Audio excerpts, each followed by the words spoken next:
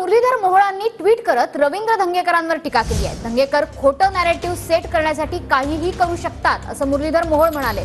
या संवेदनशील प्रकरणात धंगेकरांनी खोटं नॅरेटिव्ह सेट केलं असल्याची टीका मुरलीधर मोहोळांनी केली आहे। फडणवीसांनी सांगितल्यानुसार 304 कलम हे पहिल्यापासून लावलेलं होतं। पहिल्या एफआयआर मध्ये 304 कलम हे सुरुवातीपासूनच लावलं गेलं असं स्पष्टीकरण मुरलीधर मोहोळ यांनी दिलं।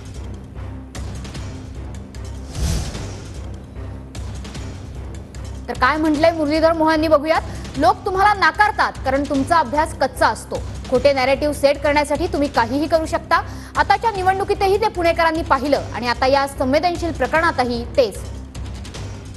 कोणत्याही घटनेत पोलीस ठाणा स्तरावर एफआयआर लिहून घेतला जातो। त्यात लावलेली कलम योग्य आहेत की नाही हे वरिष्ठ अधिकारी ठरवतात आणि मग तो कोर्टात जातो। मंगळवारी देवेंद्र फडणवीसांनी हेच सांगितलं की या प्रकरणात कलम 304 हे सुरुवातीपासूनच लावलं गेलं, पहिल्यापासूनच लावलं गेलं। ही 19 तारखेचीच कॉपी तुमच्या माहितीसाठी। कलम 304 हे त्यात आधीपासूनच आहे।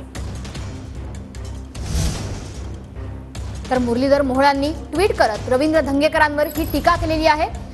धंगेकर हे खोटं नॅरेटिव्ह सेट करण्यासाठी काहीही करू शकतात असं मोहोळांनी म्हटलंय।